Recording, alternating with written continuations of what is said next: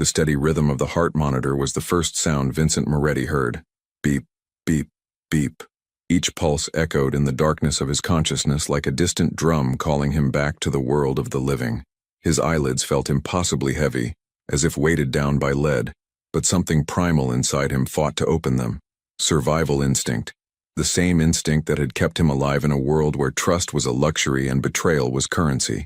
When his eyes finally cracked open, the harsh fluorescent lights of the hospital room stabbed into his vision. Vincent winced, his head throbbing with a pain so intense it felt like his skull was splitting apart. The sterile smell of antiseptic filled his nostrils, mixing with the faint scent of industrial cleaning products. Everything was white and gray. The walls, the ceiling, the thin blanket covering his body. Only the gentle patter of rain against the window added any color to the scene, the droplets catching the amber glow of the New York City streetlights below. He tried to move his right arm and immediately felt the tug of an IV line. His left hand instinctively went to his head, fingers brushing against thick bandages wrapped around his skull. The memories came flooding back in fragmented pieces, like a shattered mirror reflecting moments of horror. The restaurant, the private room, the meeting with the Castellano family representatives. He'd been negotiating a territory agreement, something routine, something that should have been safe. Marco had checked the venue twice. The security had been thorough, and then chaos. The door had burst open. Not the Castellanos. Different men, masks, weapons. The first shot had missed him by inches, embedding itself in the mahogany paneling behind his chair. Vincent had moved on pure instinct, diving behind the table as the room exploded in gunfire.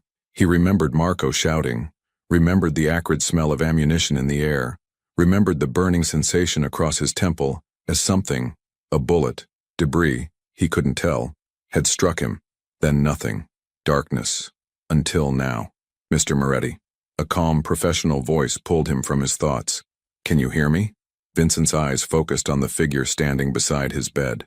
A doctor, late 50s, with gray hair and tired eyes that had probably seen too many nights like this one.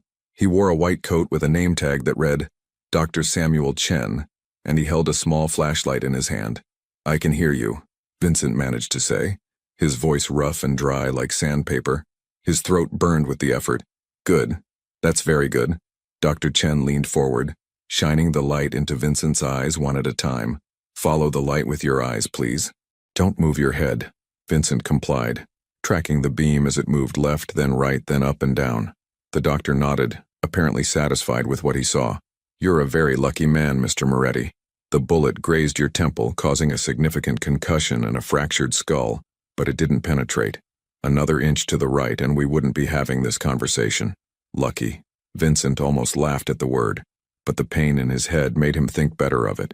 There was nothing lucky about being targeted in what should have been a secure location. Nothing lucky about having enemies bold enough to attempt such a brazen attack.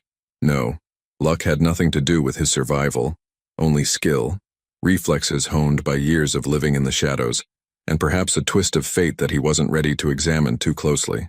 How long have I been out? Vincent asked. 36 hours, Dr. Chen replied, making notes on a tablet. We kept you sedated for the first 24 to allow the swelling in your brain to reduce. You're stable now, but I need to ask you some questions to assess your cognitive function. Is that all right? Before Vincent could respond, the door to his room opened and a familiar figure stepped inside. Marco Benedetti, his right-hand man, his most trusted lieutenant, the man who had been by his side for 8 years. Marco was in his early 40s, built like a heavyweight boxer, with a face that looked like it had been carved from granite. He wore an expensive charcoal suit that did little to soften his intimidating presence. Boss, Marco said, his voice thick with emotion that Vincent had rarely heard from the man. Thank God, we thought... He stopped himself, clearing his throat. The doctor said you might not wake up.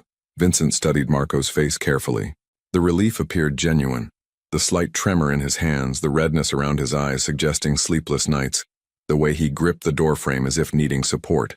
But Vincent Moretti hadn't survived 3 decades in the underworld by taking appearances at face value. In his world, the most convincing performances often came from those with the most to hide. Give us a moment, Marco, Dr. Chen said firmly. I need to complete my evaluation. Marco nodded and stepped back into the hallway, but not before catching Vincent's eye. There was something in that look. Concern, Yes, but also something else. A question? Anxiety? Vincent filed it away in his mind for later analysis. Dr. Chen proceeded with his examination, asking Vincent a series of questions. What's your name? Vincent Moretti. What year is it? 2024. Who's the president? Vincent answered mechanically, his mind already working on a different problem entirely. Someone had tried to eliminate him. The attack had been coordinated, professional, and worst of all, it had happened at a location that only a handful of people knew about. The meeting with the Castellanos had been arranged less than 48 hours in advance. The venue had been chosen by Marco personally. Only his inner circle had been aware of the time and place, which meant the traitor was close, very close. Mr. Moretti? Dr. Chen's voice interrupted his thoughts. Did you hear my question? I'm sorry, could you repeat it? The doctor's brow furrowed slightly. I asked if you remember what happened before you lost consciousness, the events leading up to your injury. And in that moment, as Dr. Chen looked at him with clinical concern, as Marco waited anxiously in the hallway, as the rain continued to fall against the windows of his private hospital room, Vincent Moretti had an idea. It was risky, perhaps even dangerous, but it was also brilliant in its simplicity. What if he didn't remember? What if the concussion had done more damage than the doctors realized? What if Vincent Moretti, the feared boss of one of New York's most powerful criminal organizations, had woken up with no memory of who he was, what he did, or who had tried to eliminate him? The thought crystallized in his mind with perfect clarity. Everyone would lower their guard. The traitor, thinking Vincent was vulnerable and ignorant, might make a mistake. The loyal ones would reveal themselves through their actions rather than their words. And most importantly, he would see who truly cared about him as a person, not just as a source of power and protection. Vincent let his expression shift, allowing confusion to cloud his features. I'm not sure, he said slowly, as if struggling to piece together fragments. There was a room, people talking, then loud noises. Everything went dark. He brought his hand to his head again, wincing. It's all fragmented, like trying to remember a dream. Dr. Chen's expression grew more serious. That's not uncommon with head trauma. Some memory loss is to be expected. Can you tell me what you do remember? About yourself? Your life? This was the crucial moment. Vincent had to make it believable. He let several seconds pass, his face showing the strain of someone trying to grasp at memories that weren't there. My name is Vincent Moretti. I live in New York. He paused, making it look like he was struggling. I run businesses. Import, export, real estate. All technically true. His legitimate fronts. But the details are hazy. And the people. I know Marco, he works with me, but I can't quite remember. He trailed off, selling the performance. Dr. Chen exchanged a look with the nurse who had quietly entered the room. Mr. Moretti, I'm going to recommend a neurological consult. Post-traumatic amnesia is serious but often temporary. With rest and proper care, your memories should return. However, I need to keep you here for observation for at least another 48 hours. Can I speak with Marco now? Vincent asked, maintaining the slightly disoriented tone. Of course, but keep it brief. You need rest. As Dr. Chen left the room, Marco re-entered, his massive frame seeming to fill the doorway. He approached the bed cautiously, as if Vincent were made of glass that might shatter at any moment. How are you feeling, boss? Confused, Vincent admitted, which was partially true, though not for the reasons Marco would think. The doctor says I have some memory problems. Things are unclear. Marco's expression shifted through several emotions in rapid succession. Surprise, concern, and then something that looked almost like relief. That last reaction was what Vincent had been watching for. Why would Marco be relieved that his boss had amnesia, unless he had something to hide? Don't worry about anything, Marco said, pulling a chair close to the bed. You just focus on getting better. The family is handling everything, business is secure, you're safe here. I've got 6 men posted in the hallway and 2 at every entrance to this floor. The family, Vincent repeated as if testing the words. Marco, I need you to be honest with me. What exactly do I do? What is our business, really? Marco hesitated, and Vincent could see the calculation happening behind his eyes. How much to tell a boss who might not remember the empire he'd built? How much to reveal to someone who was, in this moment, vulnerable and possibly permanently changed? You're a businessman, Vincent. You own legitimate enterprises, restaurants, real estate holdings, import companies. You're respected, influential. You have friends in high places, and you've built something your father would be proud of. All true. all carefully worded to omit the other half of the truth: the protection rackets, the underground gambling operations, the strategic territorial controls that made Vincent Moretti a name that carried weight in the shadows of New York City. And the attack? Vincent pressed. Who would want to hurt me if I'm just a businessman? You're successful, boss. Success breeds jealousy. Rivals. We're looking into it, but right now the important thing is you're alive. Marco stood, his chair scraping against the floor. There's someone else who's been desperate to see you. Your assistant, Elena. She's been here every day, waiting for you to wake up. She was pretty shaken up when she heard what happened. At the mention of Elena Rossi, Vincent felt something shift in his chest. Elena had been his executive assistant for 3 years. She managed his legitimate businesses, handled his schedules, organized his meetings. She was efficient, intelligent, and quiet, the type of person who blended into the background while keeping everything running smoothly. She knew about his real activities. She would have to, given her position, but she'd never been involved directly, never been part of the violence or the decisions that came with it. She was also someone Vincent had deliberately kept at arm's length. Despite recognizing an attraction he refused to acknowledge. In his world, emotional attachments were liabilities. People you cared about could be used against you, could become targets, could betray you in ways that cut deeper than any business rival could manage. I'd like to see her, Vincent said. Maybe she can help me remember things. My schedule, my routine. I'll call her, Marco said, pulling out his phone. She'll be here within the hour. He paused at the door. Boss, one more thing. The cops came by asking questions. I told them you were unconscious and that we'd cooperate fully once you were recovered. But you should know, they're calling it an attempted robbery gone wrong. We kept the real details quiet. Thank you, Marco. Vincent watched his lieutenant leave, then closed his eyes, listening to the rain and the heart monitor's steady rhythm. The next hour passed slowly. Nurses came and went, checking his vitals, adjusting his IV, asking if he needed anything for the pain.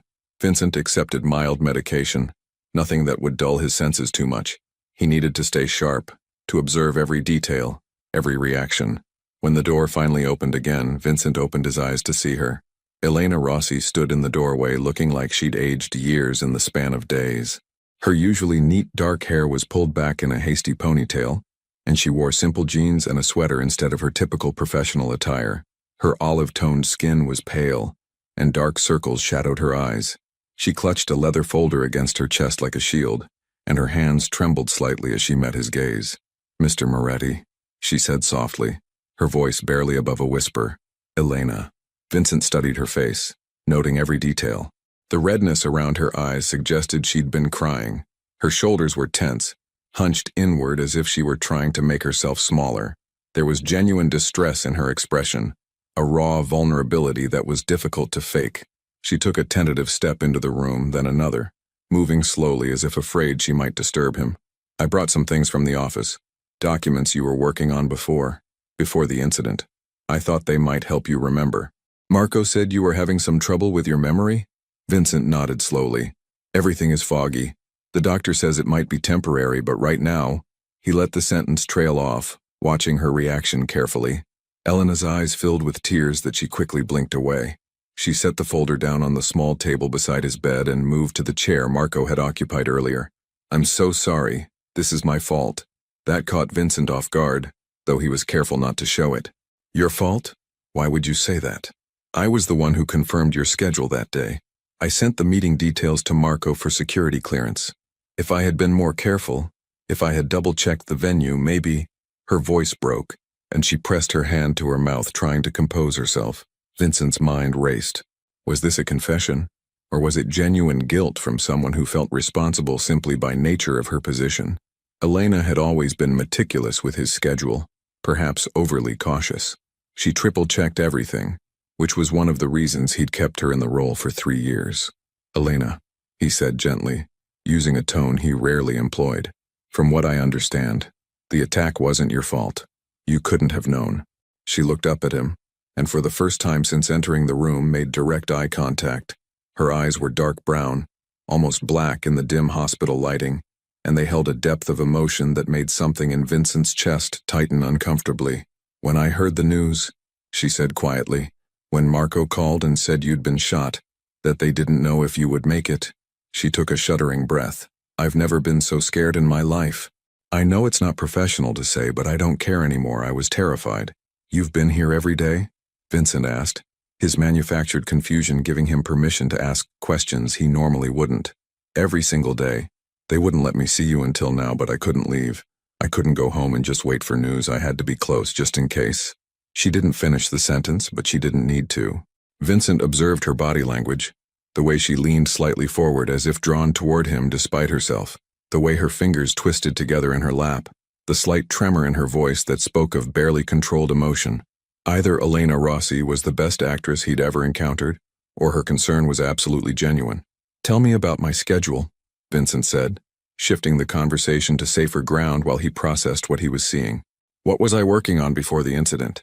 Elena visibly gathered herself, straightening her posture and adopting a more professional demeanor, though her eyes remained red-rimmed. "You had several meetings scheduled that week. Monday was the real estate closing on the property in Brooklyn. That went well. Tuesday, you met with your accountants about the restaurant holdings. Wednesday was supposed to be the meeting with the Castellano representatives about the shared interests in the waterfront development project." All coded language. The shared interests in waterfront development was actually a negotiation about territorial boundaries and profit sharing from dock operations. But Elena delivered it as if discussing legitimate business, which was smart given that hospital rooms might have ears. "And after Wednesday?" Vincent prompted. "You were supposed to have Thursday free. You'd mentioned wanting to personally inspect the new Italian restaurant you acquired in Queens. Friday was the charity gala, the one benefiting the Children's Hospital. You were one of the sponsors." She opened the folder and pulled out a sleek planner. "I have everything documented here if you want to review it." Vincent took the planner, flipping through pages filled with Elena's neat handwriting. Appointments, notes, reminders. 3 years of his life organized and archived by this woman who sat beside his hospital bed, looking like her world had nearly ended. "Elena," he said, setting the planner aside. "Marco mentioned you were shaken up, but you seem like you're taking this very personally. Can I ask why?" It was a bold question, one that crossed the professional boundaries he'd always maintained with her. But his supposed amnesia gave him license to ask things the old Vincent Moretti would never have voiced. Elena looked down at her hands, her fingers still twisted together. When she spoke, her voice was so soft he almost missed it. "Because you matter to me, Mr. Moretti. More than you know. More than I should probably admit." The words hung in the air between them, heavy with unspoken meaning. Vincent felt his carefully constructed walls trembling, felt something unfamiliar stirring in his chest. He'd spent years keeping everyone at a distance, trusting no one completely, allowing no one close enough to truly hurt him. And here was Elena Rossi, his quiet assistant, admitting to feelings that, if genuine, made her either the most vulnerable person in his life or the most dangerous. Before he could respond, his phone, which Marco had left on the bedside table, buzzed with an incoming message.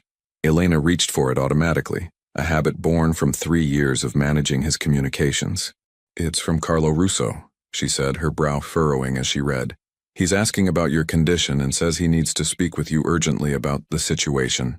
She looked up at Vincent. "Should I respond?" Carlo Russo, one of his oldest associates, someone who'd been with the organization since Vincent's father ran things.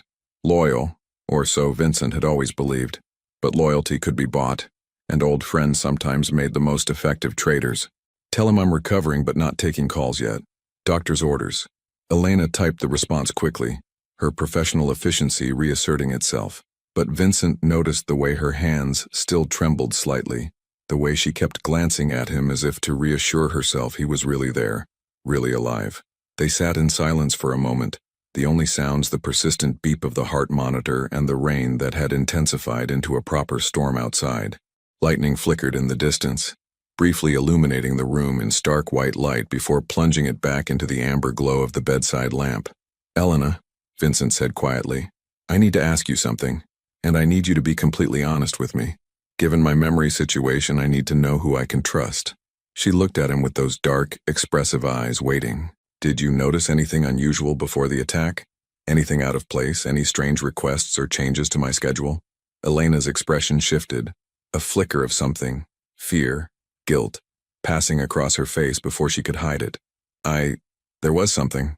I wasn't sure if it was relevant, but in the days before the incident, Marco requested your schedule several times, more than usual. He said he was coordinating security details, which made sense, but she trailed off, biting her lower lip. But, Vincent prompted, his pulse quickening despite the calm he maintained in his expression. But he also asked me to update the meeting location for the Wednesday appointment at the last minute. Said the original venue had a security concern. I thought it was odd because he'd already approved the first location, but I didn't question it. He's your head of security, after all. Vincent's mind was racing now. Marco had changed the venue. Marco had known the new location. And Marco had been conspicuously absent from the actual attack. He'd claimed he was coordinating the perimeter security, but Vincent didn't actually remember seeing him in the moments before the shooting started. Did you tell anyone else about the location change? Vincent asked, keeping his tone casual despite the importance of the question. Only you, in the updated schedule I sent to your personal email that morning. No one else should have known except you, me, and Marco. Except Vincent didn't check his email that morning. He'd been dealing with an issue at one of his restaurants and had relied on Marco's briefing about the meeting location, which meant the information had come directly from Marco, who had also been the only one to know the change in venue. The pieces were falling into place, forming a picture Vincent didn't want to see but couldn't ignore. Marco, his right hand, his trusted lieutenant for 8 years, had set him up. The location change, the convenient absence, the slightly too relieved expression when he learned about the amnesia. It all pointed to one conclusion. But Vincent needed more than suspicion. He needed proof. He needed to see what moves Marco would make now that he believed his boss was vulnerable and compromised. Thank you for being honest with me, Vincent said to Elena. I know this must be difficult for you. Mr. Moretti, she said, and he heard the emotion creeping back into her voice. I know you might not remember, but I want you to know something. These past 3 years working for you have been the best of my life. When I first came to you, I was desperate. I had nothing. No real experience, no connections, just a degree I'd worked 3 jobs to pay for and a family that needed help. You took a chance on me. You paid me well, treated me with respect, and never asked me to do anything that compromised my values. Well, she added with a small, sad smile, you never made me do anything directly harmful, at least. She stood up, moving to the window where rain streaked down the glass like tears. I know what you do, Mr. Moretti. I'm not naive. I've seen enough, heard enough, to understand that your business isn't all legitimate. But I've also seen you donate anonymously to schools in your old neighborhood. I've watched you give jobs to people no one else would hire. I've seen you protect people who had no one else to turn to. She turned to face him, her silhouette backlit by the storm outside. You're not a good man by conventional standards, but you're not the monster people might think you are either. Vincent stared at her, genuinely moved despite himself.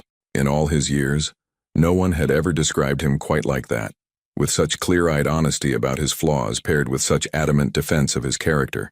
Not his father, not Marco, not any of the dozen people who claimed loyalty while they profited from his protection. Elena, he said, and his voice was rougher than he intended. Come here. She approached the bed slowly, stopping just beside him. Up close he could see the worry lines etched around her eyes, the exhaustion that came from days of stress and fear. Without thinking, or perhaps thinking too much about the role he was playing, Vincent reached out and took her hand. Her skin was warm, her fingers small and delicate in his larger, calloused grip. She looked down at their joined hands with an expression of such vulnerability that Vincent felt something crack in the armor he'd spent decades building. Thank you, he said simply, for being here, for caring. Elena's eyes filled with tears again, but this time she didn't try to hide them. One spilled over, tracking down her cheek, and she quickly wiped it away with her free hand. I'm sorry. I promised myself I wouldn't fall apart in front of you. You need people to be strong right now, not emotional. Maybe I need someone to be honest more than I need them to be strong, Vincent said, and he realized with surprise that he meant it. They stayed like that for a long moment, hands clasped, the storm raging outside the window, the heart monitor providing its steady rhythm. Vincent found himself studying her face, really looking at her for perhaps the first time in 3 years. She was beautiful, he realized, though not in the obvious way that usually attracted attention. Her beauty was quieter, more subtle, in the intelligence in her eyes, the determination in the set of her jaw, the compassion that softened her features even in distress. The door opened suddenly, breaking the moment. Marco stepped in, his expression carefully neutral as he took in the scene. Vincent and Elena, hands still joined, sitting in the amber lamplight. Sorry to interrupt, Marco said, though his tone suggested he wasn't sorry at all. But there's been a development. Angelo Moretti is downstairs. He's demanding to see you. Vincent felt Elena's hand tighten around his at the mention of his uncle's name. Angelo was his father's younger brother, a man who'd always believed he should have inherited control of the family business instead of Vincent. They maintained a civil relationship in public, but Vincent knew Angelo resented him, saw him as too young, too soft, too willing to modernize operations that Angelo believed should remain traditional. "Tell him I'm not taking visitors beyond immediate family and essential personnel," Vincent said, deliberately keeping his response measured. "Doctor's orders." Marco's eyes flickered with something. Irritation? Calculation? "He's not going to like that, boss. He's already making noise about how he should be informed of all business decisions until you're fully recovered." "I'm sure he is," Vincent replied dryly. "But my health is my priority right now, not Angelo's ego. Handle it, Marco." After Marco left, Elena released Vincent's hand and stood up. "I should go. You need rest, and I'm sure the doctors will want to limit your visitors." She picked up her folder, holding it against her chest once more. "Can I come back tomorrow? I could bring more files or just keep you company if you'd like." "I'd like that," Vincent said, and he wasn't acting anymore. Elena smiled, a small, tentative smile that transformed her features, and turned to leave, but she paused at the door looking back at him one more time. "Mr. Moretti, I'm really glad you're alive. Whatever happens, whatever you remember or don't remember, I just wanted you to know that." After she left, Vincent lay back against the pillows, his mind working through everything he'd learned. Marco's suspicious behavior, Elena's genuine concern, Angelo trying to assert control, the attack itself, which had been too coordinated to be random. He had 48 hours. The time Dr. Chen said he needed to remain hospitalized. 48 hours to maintain his Amnesia Act, to watch how people moved and spoke when they thought he was vulnerable. 48 hours to separate the loyal from the traitors, the genuine from the performers. His phone buzzed again. This time it was a text from an unknown number. "Heard you survived. That's unfortunate. Next time we won't miss." Vincent stared at the message, his jaw tightening. Someone was bold enough to threaten him directly, even knowing he was under guard in a hospital. That level of confidence suggested either stupidity or the backing of significant power. Neither option was good. He forwarded the message to Marco with a simple question. "Can you trace this?" The response came quickly. "On it. But boss, this is serious. We need to increase your security." Vincent almost laughed. Increase his security. As if the problem wasn't that his security had already been compromised from within. He looked toward the window where rain continued to fall. The city lights below blurred and distorted through the water-streaked glass. Out there, in the dark streets of New York, someone was planning their next move. Someone who thought Vincent Moretti was weak, confused, vulnerable. Let them think that. Let them all think that. Because while they underestimated him, while they positioned themselves for what they thought would be an easy takeover of his territory and operations, Vincent would be watching, learning, planning. And when he finally dropped the Amnesia Act, when he revealed that he remembered everything and had been testing them all along, they would understand why Vincent Moretti had survived in a world where the weak were devoured and the trusting were destroyed. The only question that remained, the one that kept circling in his mind as exhaustion finally began to pull him toward sleep, was about Elena. Her tears had seemed real. Her fear had appeared genuine. Her confession of caring for him had carried the weight of truth. But Vincent had been fooled before by people who seemed sincere. He'd learned that lesson in blood and betrayal. Could he trust her? Could he afford not to? Tomorrow, she would return, and he would watch her even more carefully, looking for the cracks in her performance, the moments where the mask might slip. Because if Elena Rossi was truly loyal, if her feelings were genuine, then she was the most valuable ally he had. But if she was part of the conspiracy, if her tears were calculated and her concern was fake, then she was the most dangerous enemy he faced. Either way, Vincent thought as his eyes finally closed and sleep claimed him, he would find out the truth, no matter what it cost him. The heart monitor continued its steady beep. The rain continued to fall, and in a hospital room high above the streets of Manhattan, a mafia boss who everyone believed had lost his memory began planning his next move in a game where the stakes were life, death, and the one thing he'd never expected to find, the possibility of someone who actually cared about him, not his power. Morning light filtered through the hospital room windows, pale and hesitant, as if uncertain whether it was welcome. The storm from the previous night had passed, leaving behind a washed-clean sky and the sound of traffic from the streets below. A constant Manhattan symphony of honking horns, distant sirens, and the rumble of the subway beneath the pavement. Vincent had been awake for hours, lying still in the hospital bed, his mind working through possibilities and probabilities like a chess grandmaster planning 10 moves ahead. The night had brought little rest. Every time he'd closed his eyes, he'd seen fragments. Marco's too relieved expression, Elena's tears, the threatening text message, his Uncle Angelo's attempt to force his way in, and beneath it all the central question that gnawed at him. Who could he trust in a world built on loyalty purchased with fear and profit? The door opened quietly, and a nurse entered, the same one from the previous evening, a middle-aged woman with kind eyes and efficient movements. She checked his vitals without much conversation, noted something on her tablet, and adjusted his IV drip. "Dr. Chen will be by this morning to evaluate your progress," she said. "Your blood pressure is good, and the swelling has continued to decrease. You're healing well, Mr. Moretti." "Thank you," Vincent said, maintaining the slightly uncertain tone he'd adopted for his amnesia performance. "When can I expect to leave?" "That's up to Dr. Chen, but likely another day or two. Head injuries are tricky. We want to make sure there are no complications." She paused at the door. "You have a visitor waiting. A Ms. Rossi? She's been here since 6 this morning. Should I send her in?" Vincent felt something shift in his chest, an unfamiliar flutter of anticipation mixed with wariness. Elena had been here since 6? It was barely 8 now. She'd either barely slept or hadn't slept at all. "Yes, please send her in." The nurse nodded and disappeared.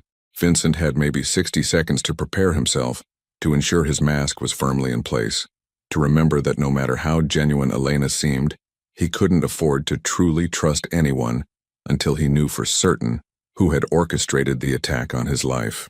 When Elena entered, Vincent was struck again by how different she looked from the polished professional he'd worked with for 3 years. She wore black leggings and an oversized gray sweater that hung off one shoulder, her dark hair loose around her face instead of pulled back in its usual neat style. She carried 2 paper coffee cups and a white bakery bag, and her face, even without makeup and marked by obvious exhaustion, had a softness to it that made her seem younger, more vulnerable. "Good morning," she said quietly, as if afraid to disturb the peace of the room. "I hope it's okay that I came early. I brought coffee, your usual if you still like it the same way, and pastries from that Italian bakery on Mulberry Street. The one you—" She stopped herself, uncertainty crossing her features. "The one you used to like? I wasn't sure if you'd remember." Vincent watched as she set the items down on the rolling table beside his bed, her movements careful and precise. The coffee was from Café Reggio, his preferred spot in Greenwich Village, and she'd remembered exactly how he took it.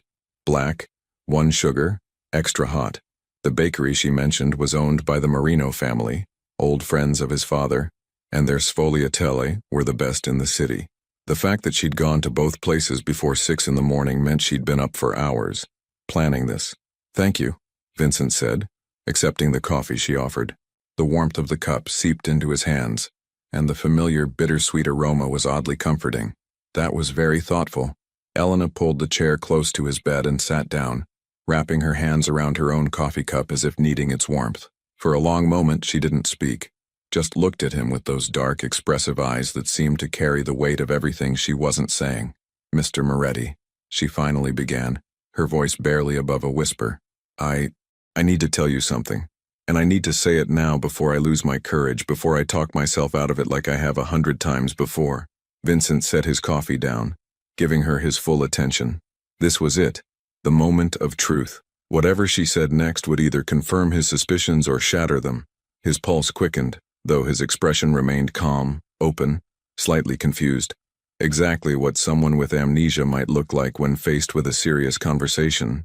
Elena took a shaky breath, and Vincent could see her hands trembling slightly around her coffee cup.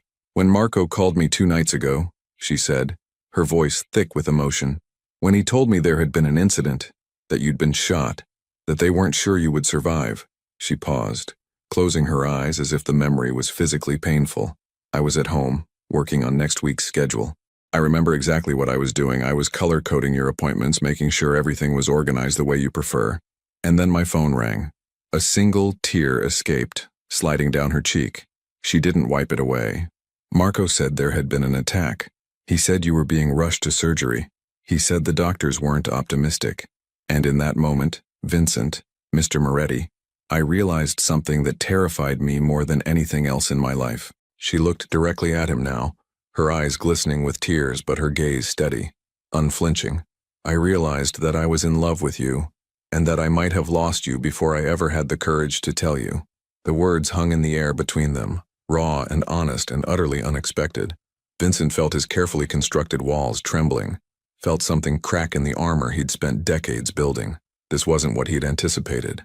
He'd expected her to confess knowledge of the attack, or to reveal some hidden agenda, or to make a play for power now that he seemed vulnerable. He'd expected calculation, manipulation, betrayal. He hadn't expected this. Elena continued, the words spilling out as if having started she couldn't stop. I know it's completely inappropriate. I know you're my boss and I'm your employee, and there are 1,000 reasons why I should never have developed these feelings. But I can't help it and I can't pretend anymore.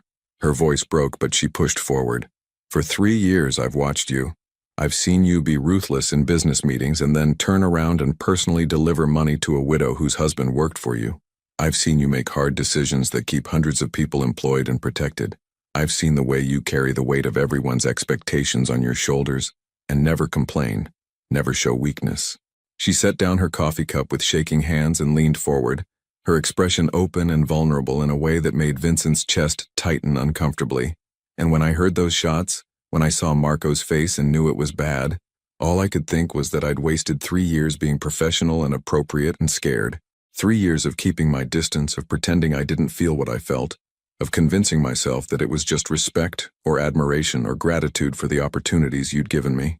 Another tear fell, then another. Elena's voice dropped to barely a whisper. So here's what I need you to know, Vincent. Even if you don't remember me, even if you never remember, I don't care about your memory. I don't care if you come back as a completely different person. I don't care about the business or my job or any of it.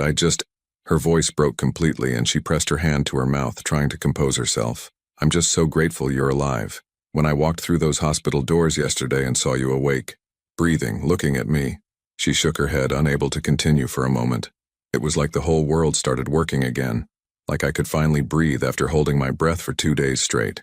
She stood up abruptly, moving to the window, her back to him as she tried to gather herself. Vincent watched her shoulders shake with silent sobs, watched her wrap her arms around herself as if trying to hold together pieces that threatened to fall apart. And in that moment, Vincent Moretti, who had built an empire on suspicion and strategic thinking, who trusted no one fully, who had learned through painful experience that emotional attachments were dangerous, felt something he hadn't felt in years, maybe ever. He felt his heart break open.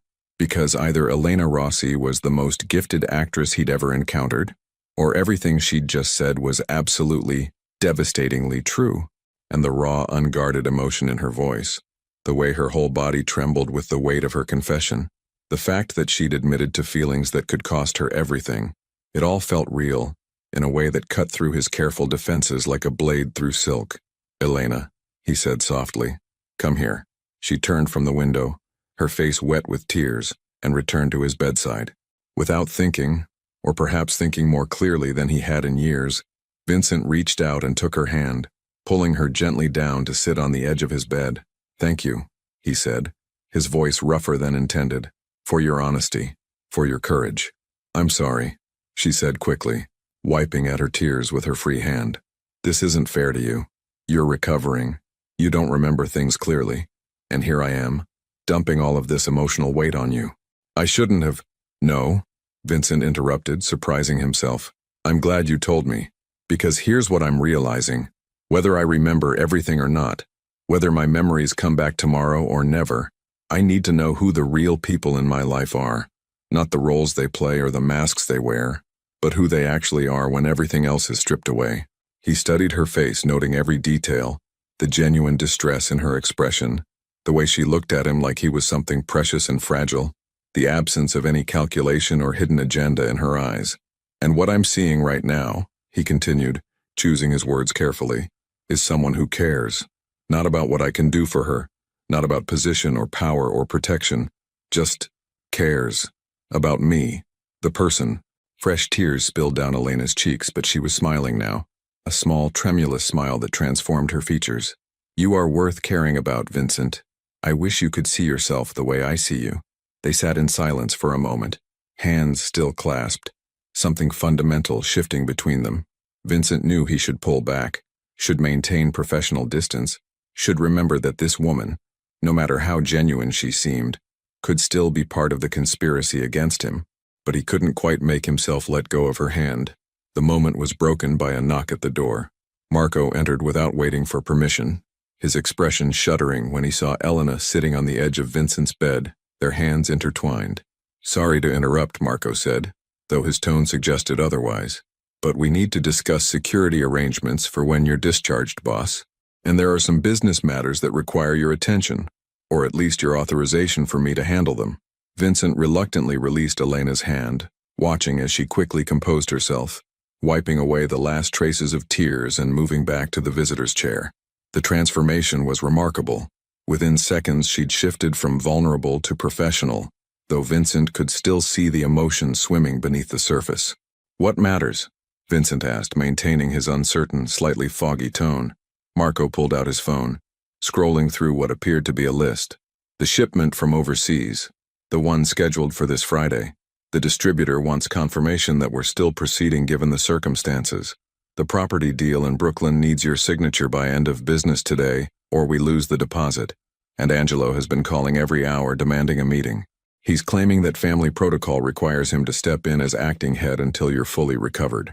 Vincent noted Elena's barely perceptible stiffening at the mention of his uncle. Interesting.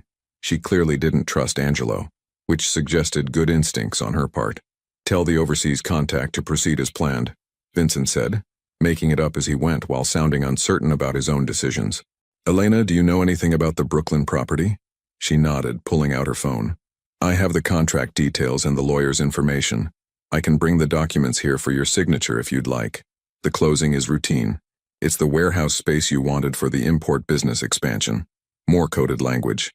The warehouse was almost certainly for storage of items that couldn't be kept in more legitimate locations. But Elena delivered the information smoothly, naturally, as if discussing completely legal business operations.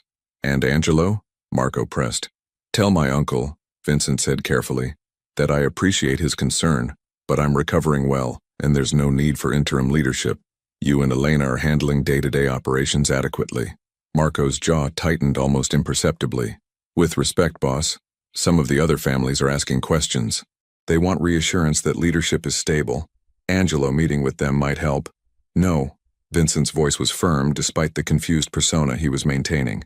"Angelo doesn't speak for me or make decisions for my organization. Is that clear?"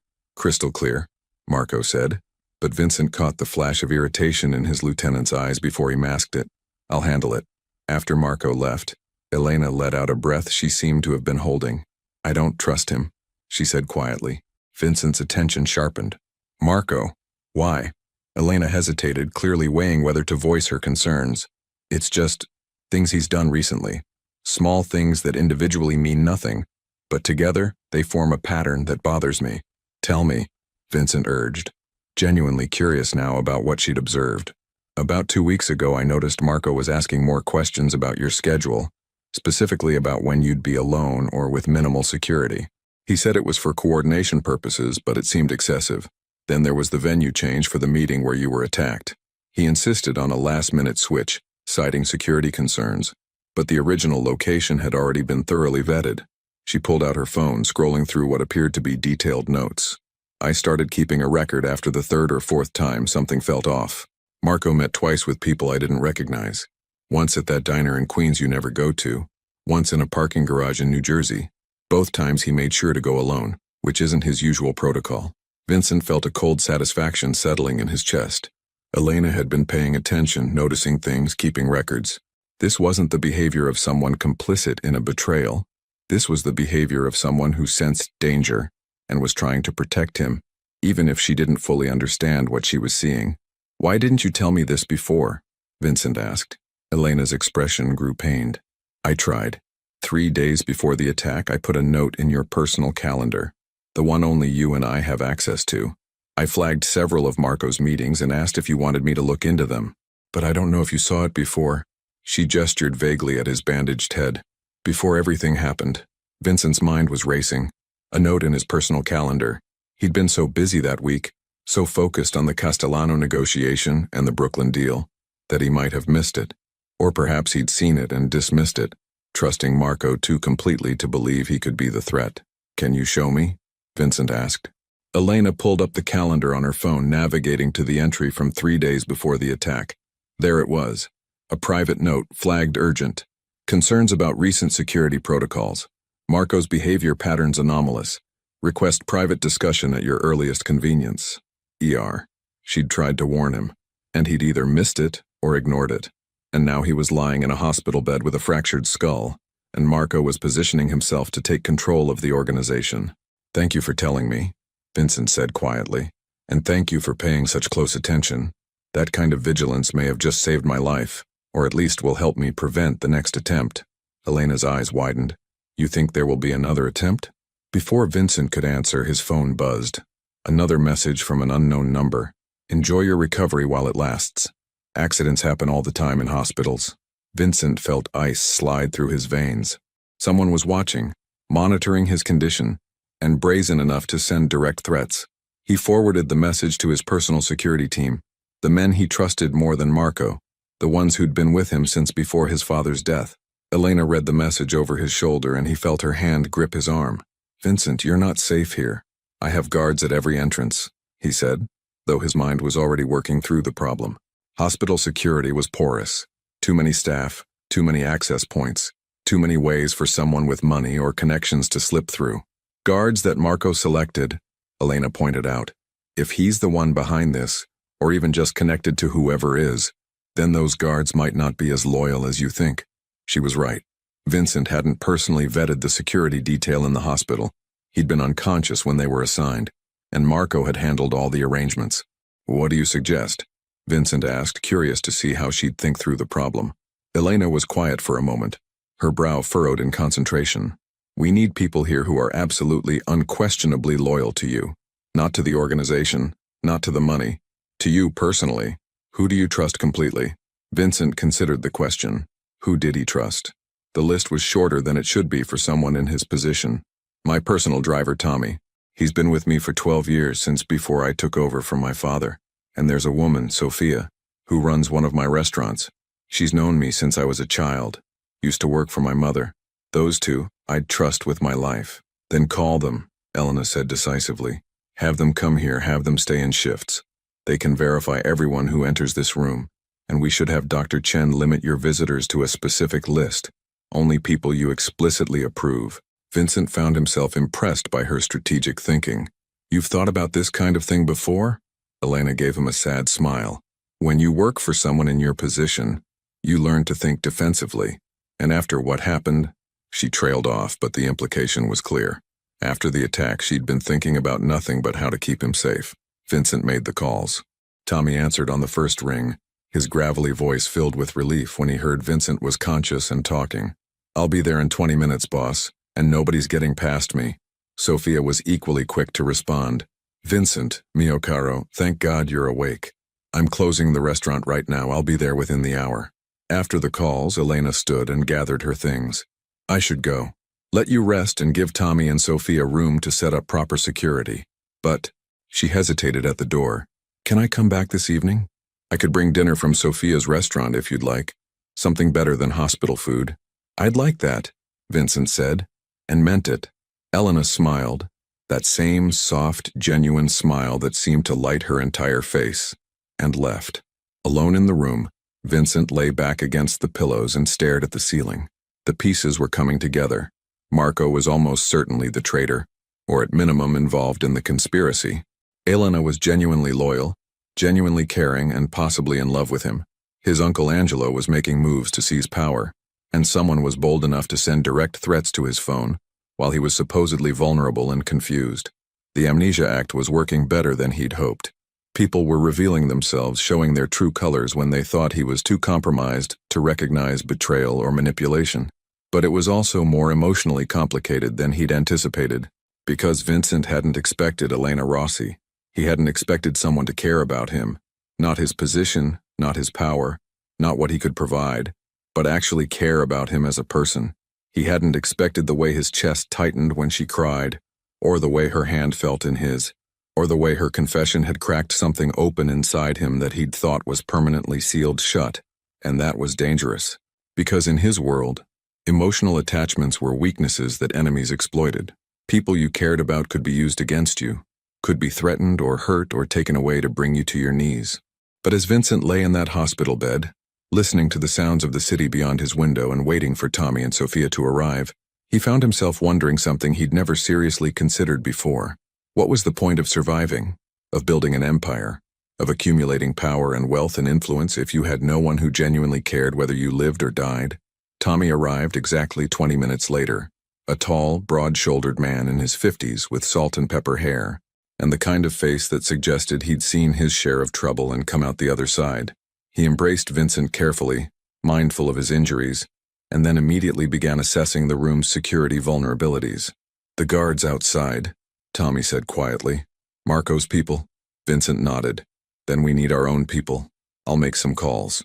Sophia arrived soon after, a short, stout woman in her 60s with steel-gray hair and fierce dark eyes. She hugged Vincent like she was his own mother, scolding him in rapid Italian about being more careful and not scaring her like that. Then she pulled out Tupperware containers filled with homemade minestrone, fresh bread, and her famous tiramisu. "You eat," she commanded. "Hospital food is garbage. You need real food to heal properly." As Vincent ate, and the soup was infinitely better than anything the hospital had provided, he briefed Tommy and Sophia on the situation. He didn't mention the Amnesia Act. That secret needed to remain his alone for now. But he told them about his suspicions regarding Marco, about the threatening messages, about the vulnerability of his current position. "I need you both here in shifts," Vincent said. "No one enters this room unless they're on an approved list. Dr. Chen, nurses he personally verifies, Elena Rossi, and anyone I specifically call and authorize. No one else. Not Marco, not Angelo, no one." "What about me?" a new voice said from the doorway. Vincent looked up to see Detective Sarah Martinez, a homicide investigator he'd dealt with several times over the years. They had a complicated relationship. She knew what he was, and he knew she couldn't prove it. They maintained a professional courtesy that bordered on mutual respect, though neither would admit it publicly. "Detective Martinez," Vincent said carefully, "I wasn't expecting you." "Attempted assassination of a prominent businessman," she said, stepping into the room. Tommy moved to block her path, but Vincent waved him off. "I have questions." "I'm sure you do," Vincent replied, "but I'm afraid I can't be much help. The doctors say I have memory issues from the head injury." Detective Martinez studied him with sharp, intelligent eyes. She was in her early 40s with dark hair pulled back in a practical ponytail, and the kind of presence that suggested she didn't miss much. "Convenient," she said. "Traumatic," Vincent corrected. "Not convenient." She pulled out a notebook.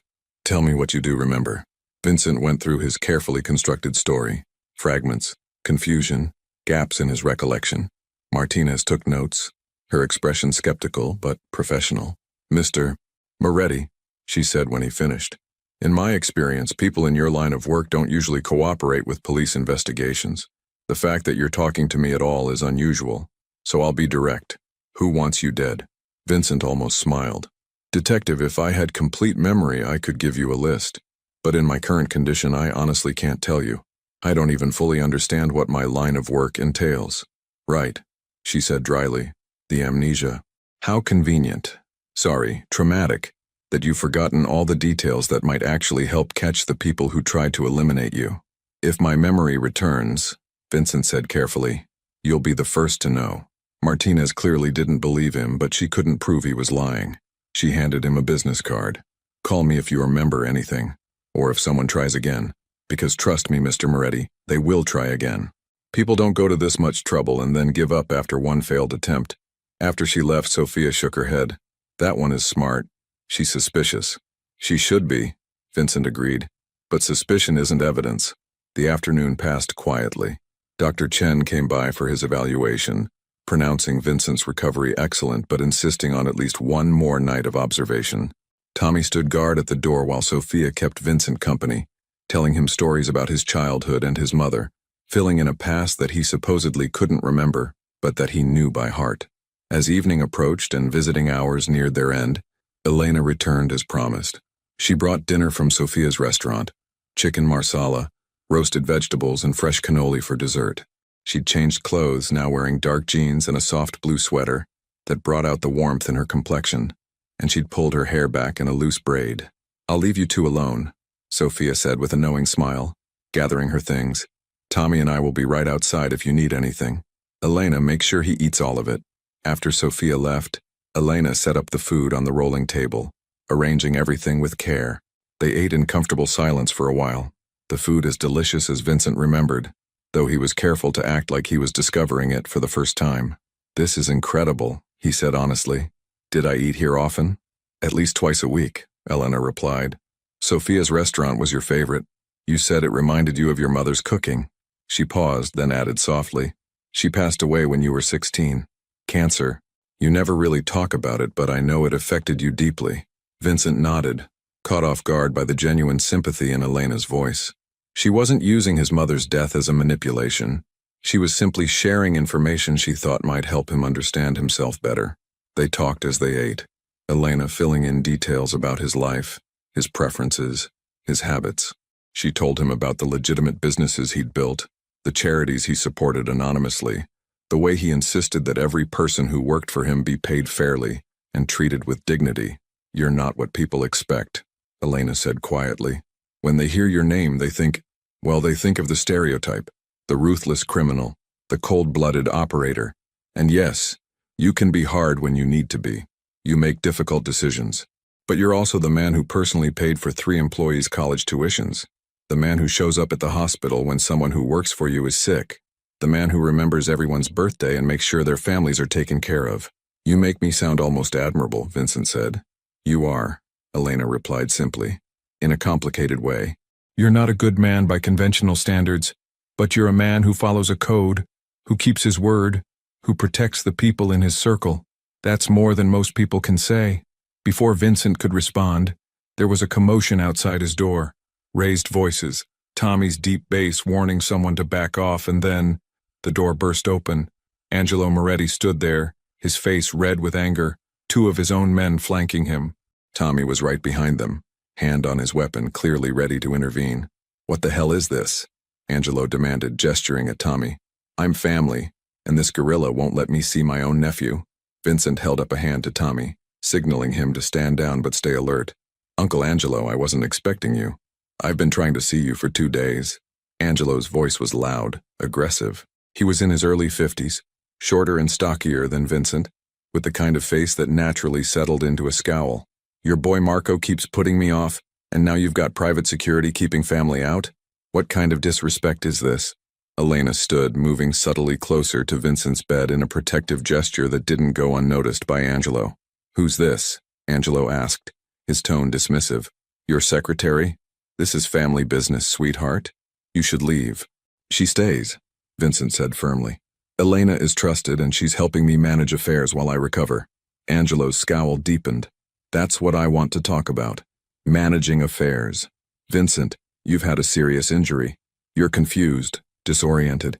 The family needs strong leadership right now, and everyone knows tradition says the boss names his successor," Vincent interrupted, his voice calm but carrying an edge. "I'm still alive, still in control, and I don't recall naming you as anything other than a respected elder of the family." "You can barely remember your own name," Angelo exploded. "Marco told me about the amnesia. How can you run things when you don't even know what things are?" So Marco had been talking to Angelo. "Interesting. Very interesting. My memory is returning," Vincent lied smoothly. "And what I do remember is that this organization runs because of systems and trusted people, not because of any one individual. Elena and my team are managing day-to-day operations perfectly well." "This is ridiculous," Angelo muttered. "The other families are talking, Vincent. They're saying you're weak, that you're vulnerable. They're saying maybe it's time for new leadership in the Moretti organization." "Let them talk," Vincent said. "Words are just words. When I'm fully recovered, I'll remind everyone why I hold this position." Angelo stared at him for a long moment, calculation in his eyes. Finally, he shook his head. "You're making a mistake, nephew. Pride comes before a fall. Remember that." He turned and left, his men following. Tommy closed the door firmly behind them. Elena was trembling, Vincent noticed. She'd stood her ground when Angelo tried to dismiss her, but the confrontation had clearly rattled her. He reached out and took her hand, feeling her fingers cold against his palm. "Are you all right?" he asked. She nodded, but her voice shook when she spoke. "He's dangerous, Vincent. Angelo. I've seen the way he looks at you, like he's measuring a coffin." "I know," Vincent said quietly. And he did. Angelo had always resented him, had always believed that age and experience should trump succession planning. His father had chosen Vincent to inherit leadership, and Angelo had never forgiven either of them for it. "Vincent," Elena said, her voice urgent now, "you need to be careful. With Marco acting strange, Angelo making power plays, the attacks, the threats, something is building. I can feel it, and I'm scared that next time they won't miss." She was right to be scared. Vincent could feel it too. The pressure building, pieces moving into position, enemies circling. The Amnesia Act was revealing his enemies, but it was also making him appear vulnerable, which was emboldening them to make moves they might otherwise have reconsidered. "I need you to do something for me," Vincent said, making a decision. "I need you to keep detailed records of everything. Every meeting Marco has, every time Angelo shows up, every strange occurrence. Can you do that?" "I already am," Elena said. "I started the day after the attack. I have notes on my phone backed up to a secure cloud account that only I can access." Vincent found himself smiling despite the situation. "You're remarkable. You know that?" Elena blushed, the color rising in her cheeks. "I'm just trying to keep you safe." "Why?" Vincent asked, genuinely curious now. "I've been your employer for 3 years, but I've never been particularly warm or accessible. I've kept you at a distance, treated you professionally but not personally. So why do you care so much? Why risk yourself for me?" Elena looked down at their joined hands, her expression complex. Part vulnerability, part determination. Because sometimes you can't help who you care about. Sometimes your heart makes decisions your head knows are impractical or dangerous or foolish. And sometimes, she looked up at him, her eyes shining with emotion. Sometimes you meet someone who makes you want to be brave, even when you're terrified. The moment stretched between them, heavy with unspoken possibilities. Vincent felt that crack in his armor widening, felt the walls he'd built so carefully beginning to crumble, and the most terrifying part was that he wasn't sure he wanted to stop it. Outside the window, the sun had set and Manhattan had transformed into a glittering landscape of lights.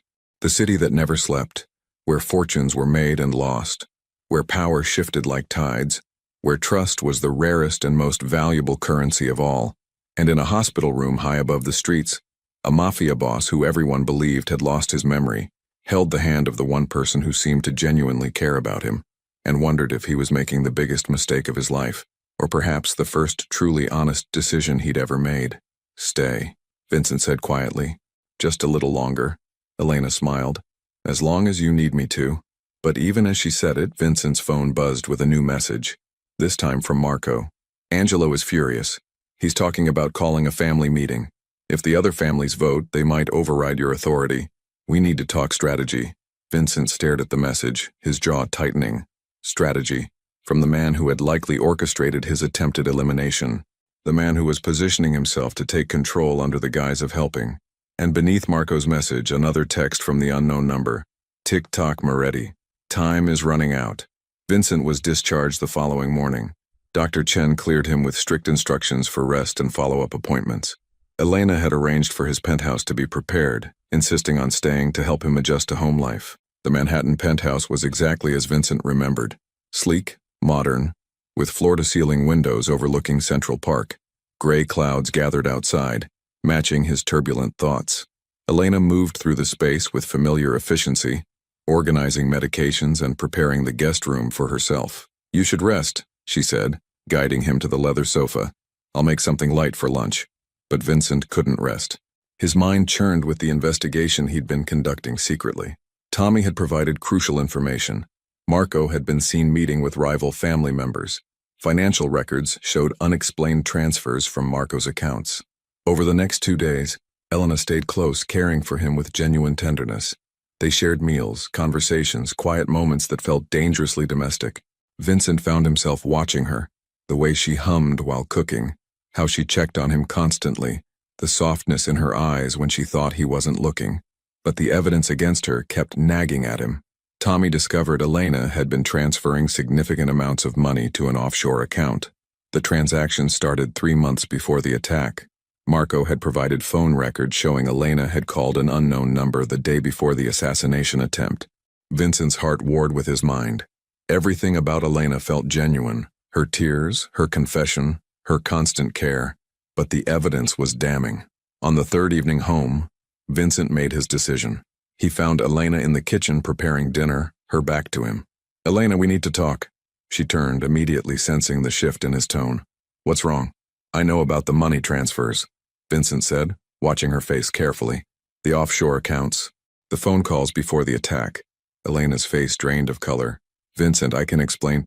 "Then explain." His voice was hard now, the confused amnesia act dropping slightly. "Explain why you've been moving money. Explain why you called an unknown number the day before someone tried to end my life." Tears filled her eyes. "It's not what you think. Please let me show you something." With trembling hands, she pulled out her phone, navigating to her photo gallery. She showed him pictures of a young woman, maybe 20 years old, who shared Elena's dark eyes and delicate features. "My sister Sophia. She's in college, Columbia University. 3 months ago, Marco approached me. He said Sophia had gotten involved with the wrong people, owed money to dangerous individuals. He said if I didn't help him, if I didn't provide him with information about your schedule, they would hurt her." Vincent's chest tightened. "The money transfers? Protection payments.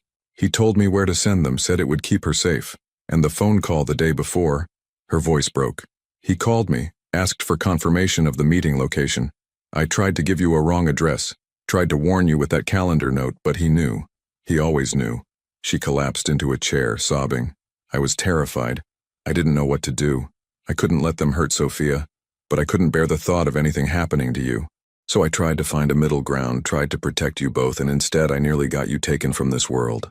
Vincent studied her, the genuine anguish, the way her whole body shook with guilt and fear. This was the missing piece.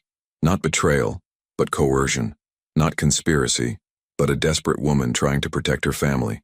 "Where is Sophia now?" he asked quietly. "At school. She doesn't know any of this. I kept it from her." Elena looked up at him with devastated eyes. "I understand if you hate me. I understand if you want me gone. I should have told you, should have trusted you to protect us both. Instead, I let Marco manipulate me, and you almost died because of my weakness." Vincent moved closer, kneeling beside her chair. "You're not weak, Elena. You were protecting your sister. That's not weakness. That's love. But I put you in danger. Marco put me in danger," Vincent corrected firmly. "He used your love for your sister as a weapon against us both. That's on him, not you." Relief and disbelief warred in Elena's expression. You believe me?" "I do." And he did. Because this explained everything. Her genuine care for him paired with her suspicious actions. She'd been caught between impossible choices, trying desperately to save everyone. Before he could say more, the penthouse door burst open. Marco stood there with 4 armed men, his face twisted with cold determination. "I'm sorry it has to be this way, boss," Marco said, raising his weapon. "But you were getting too close to the truth. Time to finish what I started." Elena threw herself between Vincent and the weapon. "No!" Marco's eyes widened in surprise, then hardened. "Move, Elena, or you die with him." "Then I die with him," she said firmly, her voice steady despite her fear. Vincent felt something shift in his chest, a wall crumbling completely. This woman, this incredible woman, was willing to sacrifice herself for him, and in that moment, he made his own choice. "Actually, Marco," Vincent said, his voice dropping the confused, uncertain tone he'd maintained for days, "I think you're the one who miscalculated." He pressed a button on his phone. Instantly, his personal security team, the men he'd been positioning for days, flooded into the penthouse from the back entrance. They'd been waiting, watching, ready for exactly this moment. Marco's face went white as he realized the trap. You remembered? This whole time?" "Every single moment," Vincent confirmed, standing tall now, all pretense of weakness gone. "I faked the amnesia to see who would reveal themselves. And you, Marco, exceeded all my expectations for betrayal. You manipulated him," Elena breathed, understanding dawning. The amnesia was a test. Vincent looked at her, seeing the hurt flash across her features. "Yes, I needed to know who I could trust. And did you? Elena asked quietly. Did you learn what you needed? Vincent held her gaze. I learned that the person I should have trusted all along was standing right beside me, willing to die to protect me. Marco lunged for his weapon, but Vincent's men were faster. Within seconds, Marco was disarmed and restrained. His men surrendered. Tommy, Vincent said calmly, take him to the warehouse. I'll deal with him later. And make sure Sofia Rossi gets a new security detail. The best we have. No one touches her. As his men dragged Marco away, Vincent turned back to Elena. She stood frozen, emotions warring across her face. Relief, hurt, confusion, hope. You tested me, she said softly. You made me confess everything while you were pretending, evaluating, judging. I did, Vincent admitted. And I'm sorry. But Elena, but it worked. She interrupted, a small, sad smile touching her lips. You found your traitor. You protected yourself. That's what matters. No, Vincent said firmly, closing the distance between them. What matters is that when Marco pointed a weapon at me, you didn't hesitate. You didn't calculate the risk or weigh the options. You just stepped in front of a threat without a second thought. He took her hands in his, feeling them tremble. That's when I knew. Not because of any test or manipulation, but because in that moment, I saw the truth that no amount of acting could fake. You care about me? Genuinely, completely, irrationally care about me, and I... He stopped, the words catching in his throat. Admitting feelings, showing vulnerability. It went against every survival instinct he'd honed over decades. And you? Elena prompted, her dark eyes searching his face. And I care about you too, Vincent said quietly. More than I thought I was capable of caring about anyone. Elena's eyes filled with tears, but she was smiling now. A real, brilliant smile that transformed her entire face. You're terrible at timing, you know that? We're surrounded by your security team. Marco just tried to end your life, and this is when you decide to tell me how you feel. Despite everything, Vincent found himself laughing. I've been accused of worse timing. She reached up, touching his face gently, her fingers tracing the edge of his bandages. What happens now? Now, Vincent said, we deal with the threats. Marco will face consequences. Angelo will be put in his place. The organization will be secured, and your sister will be protected. Truly protected, not manipulated. And us? Elena asked softly. Vincent pulled her close, wrapping his arms around her. She fit perfectly against him, her head tucking under his chin, her hands clutching his shirt as if afraid he might disappear. Us, he said into her hair. We figure out together. No more tests, no more pretending, just truth. Elena pulled back slightly to look up at him. Even if the truth is complicated, even if it's messy and difficult and completely impractical for a man in your position to be with his secretary? Especially then, Vincent said, because I've spent my entire life doing what's practical, what's strategic, what makes sense for business and power, and it got me a fractured skull and an organization full of people I can't trust. Maybe it's time I try something different. Something different like what? Like trusting someone completely, like letting someone in. Like admitting that power and control don't mean much if you have no one who genuinely cares whether you live or die. I care, Elena said fiercely. I care so much it terrifies me. Good, Vincent replied. Because you terrify me too, in the best possible way. They stood there in the middle of his penthouse, wrapped in each other's arms while outside the windows, storm clouds finally broke and rain began to fall. Somewhere in the city, Marco was being dealt with. Angelo was receiving a message about knowing his place.